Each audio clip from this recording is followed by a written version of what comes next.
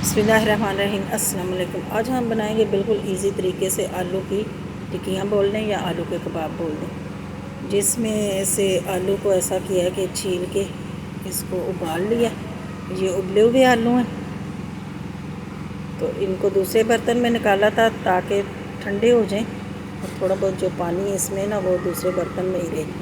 अब मैशर की मदद से इसको मैश कर लेंगे। बहुत ज़्यादा आलू नहीं गलाना, क्योंकि अगर बहुत ज़्यादा आलू गल जाएंगे ना तो फिर मिक्सर जो है ना वो ढीला हो जाएगा, नरम हो जाएगा। तो प्याज कटा हुआ शामिल करेंगे। ये सूखे मसाले हैं, तो ये है जी तिक्का मसाला, ये शामिल करेंगे। तिक्का मसाला शामिल करने से ना कबाब का बहुत ही अच्छा फ्लेवर आ जाता है। और ये है ज़ीरा, इसको हाथ से ही थोड़ा क्रश करके ये डाल देंगे। ये चंद मसालों से हम आलू के कबाब बनाएंगे, इतने मज़े के बनेंगे, इतने मज़े के बनेंगे ना। इसको कर लेंगे मिक्स। जब ये मिक्स हो जाए तो उसमें 3-4 हरी मिर्च वो बारीक बारीक काट के वो डाल दें। और ये है पुदीना। पुदीने से बहुत ही अच्छा फ्लेवर आता है और पुदीने की खुशबू भी इसमें बहुत अच्छी आती है। इसको हाथों की मदद से मिक्स कर लेंगे।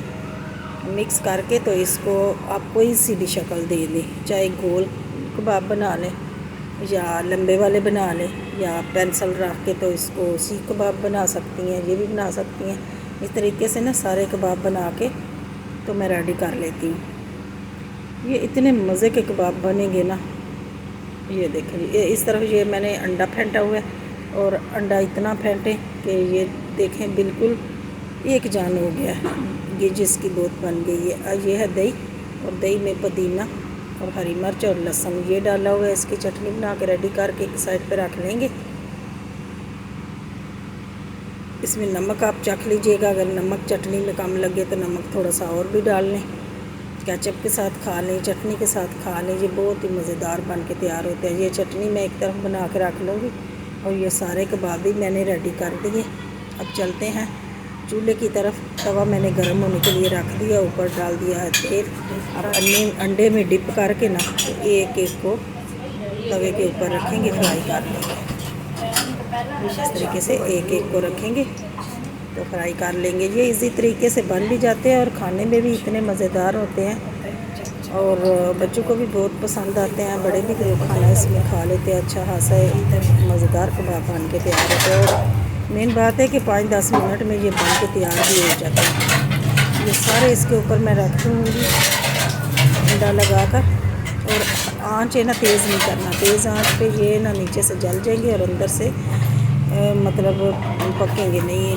आलू तो उबले हुए हैं लेकिन फिर भी मसाले तो इसके अंदर हैं ना, तो मीडियम आँच में पकाना है।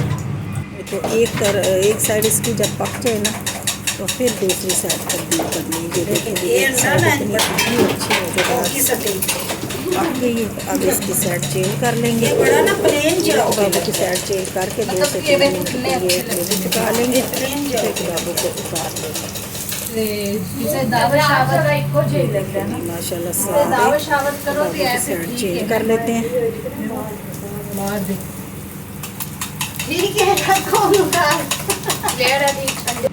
3-4 मिनट के लिए फिर पकने देंगे।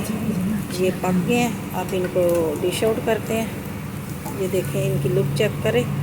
और ये इतने मज़े के बने हैं ना। तो ये इसका बैटर नरम हुआ था, प्याज डालने से अक्सर ऐसा होता है ना कि नरम हो जाता है। फिर ये बहुत ही मज़े के और इजी तरीके से बनने वाले कबाब बन के तैयार हुए हैं।